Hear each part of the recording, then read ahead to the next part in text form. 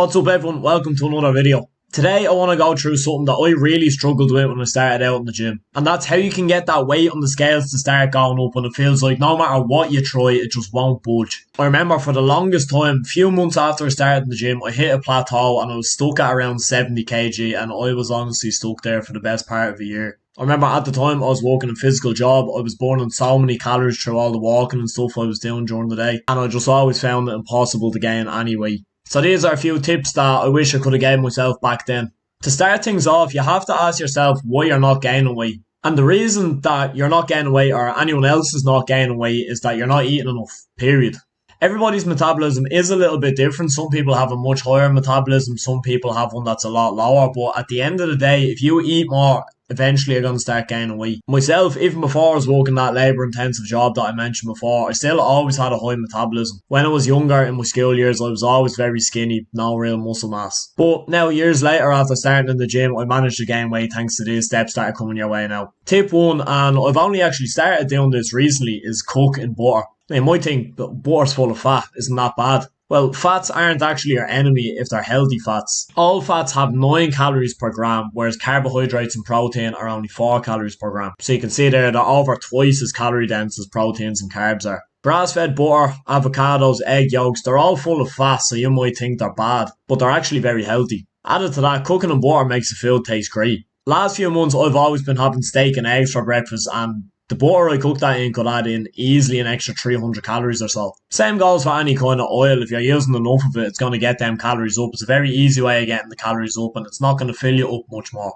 So hence makes it easier to get them calories in. Number 2 is the same bit of advice that I'd offer to anyone who's trying to lose weight. It's just kind of the roles are reversed around a little bit now. One thing I try and swap straight away, if you're having any leaner cuts of meat, I try and swap that out for the higher calorie, higher fat versions. So for example, if you're having chicken breast at the minute, maybe think about swapping that out for something like chicken thighs, which is going to be a lot higher in fat and therefore calories as well. As I mentioned before, fat is not the enemy, so stop looking at it like it is. A lot of people now eat the kind of leaner equivalents of the beef mince, but if you just swap it out for the high fat variation again, you're going to bulk up them calories a lot more. My third piece of advice would be to have a variety of foods. If you're eating too much of the same thing, it's going to turn you off, make you feel a little bit sick, and that's why you're feeling like you haven't got much of an appetite. If you can combine a few kind of calorie dense foods together into the same meal, it's going to be a lot easier to eat. So take chicken and rice as an example, very popular meal for gym goers. If you have, instead of chicken and rice, if you have chicken and rice still, but maybe you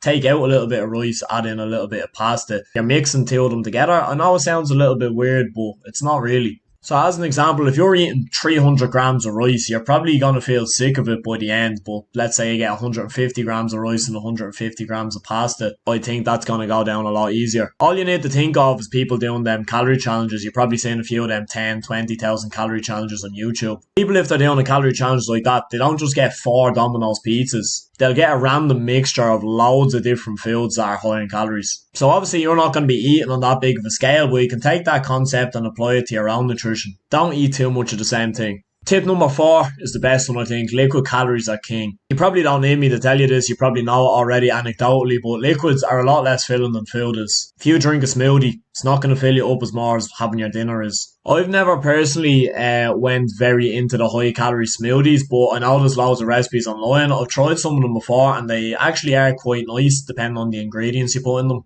I just personally never used them that much, but I know they do help a lot of people. My weapon of choice is milk. In 1 pint, there's nearly 350 calories. 2-3 pints a day, you're getting up towards 1,000 calories extra just like that. Milk as well, in that same pint, you're talking 16, 17 grams of protein. I just think it's an absolute no-brainer when it comes to bulking, especially if you're struggling to gain weight. And that's a short one wrapped up, but I hope it was informative for you all. Any questions at all in relation to bulking or trying to gain muscle, anything like that, just leave them in the comments and I'll get back to them. See you in the next video. Cheers for sticking through.